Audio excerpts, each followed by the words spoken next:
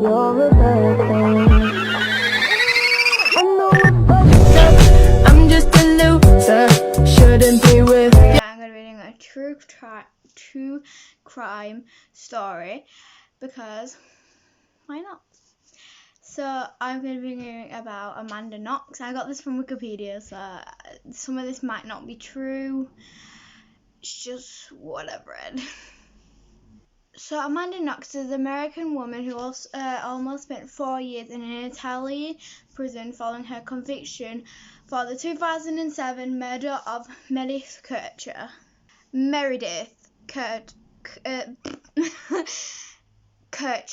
Yeah, that was her, not he, was a fellow exchange student who shared her apartment in 2015. Knox was definitely acquitted by the Italian Supreme Court of Cassation. What I just said, the Italian Supreme Court of Cassation is just a company that she worked with. Yeah. So at age 20, at the time of the murder, had called the police after returning her and Katcher flat following a night spent with her boyfriend, Raphael Soleccio. Don't quote me on that, I don't know if I said that right. And then finding the preacher in the bedroom, the Kircher's bedroom locked, and blood in the bathroom. During police interrogations and followed the conduct of which is a matter of dispute, Knox implicated herself and her employee Patrick Lubelmer, I don't know, in the murder.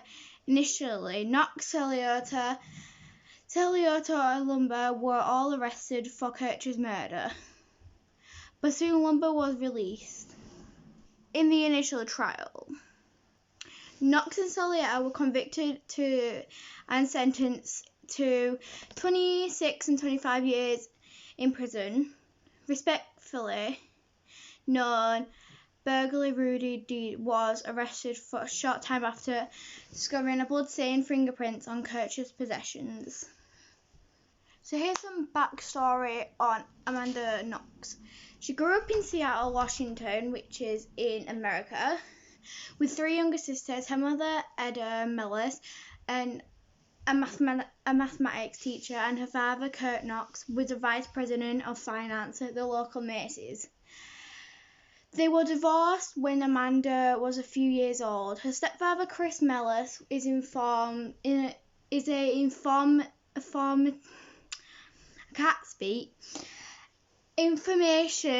technology consultant. Knox first travelled to Italy at the age of 15 when she visited Rome, Pisa, the Amalfi Coast, and the ruins of Pompeii on a family holiday. Her interest in the country increased by the book Under the Tucson Sun, which her mother gave to her. Knox graduated in 2005 from Seattle Preparatory School. This is American, so I don't know. And studied a linguist at the University of Washington, where in 2007 she made university's dean list. She worked part-time jobs to fund an academic year in Italy.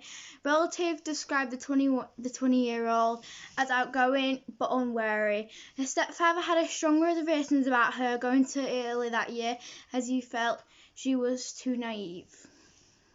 So this is Italy, the Purger's background. Purger, the city where Meredith Kircher was murdered in her home, is known for universities and large student populations. So we're going to move on to the kind of like the actual murder now. So I'm going to go from 3 weeks before the murder. 3 weeks before her death, Kircher went with Knox to the Euro Chocolate Festival in October 20th. Kircher became romantically involved with Salenzi after going to a nightclub with him. I'm going to guess that's another person involved with the story. As part of the small group including Knox, Guide suggested the basement later that day.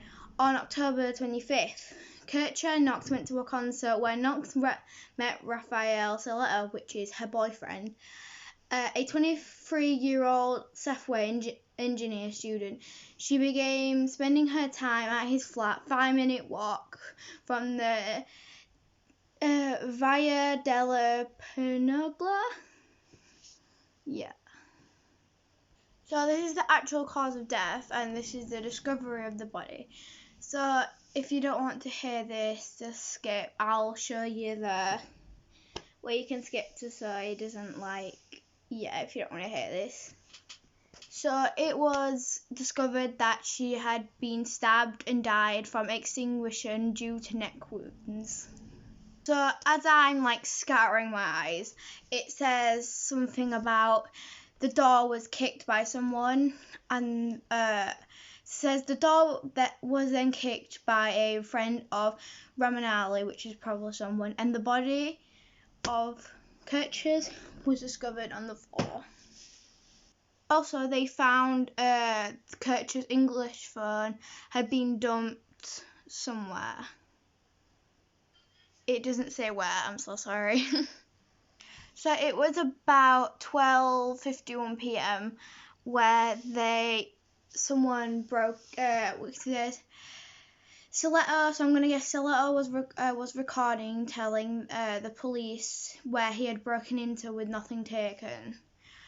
And the emergency was that Kircher's door was locked, and she was not answering her phone, and there was blood stains around the apartment.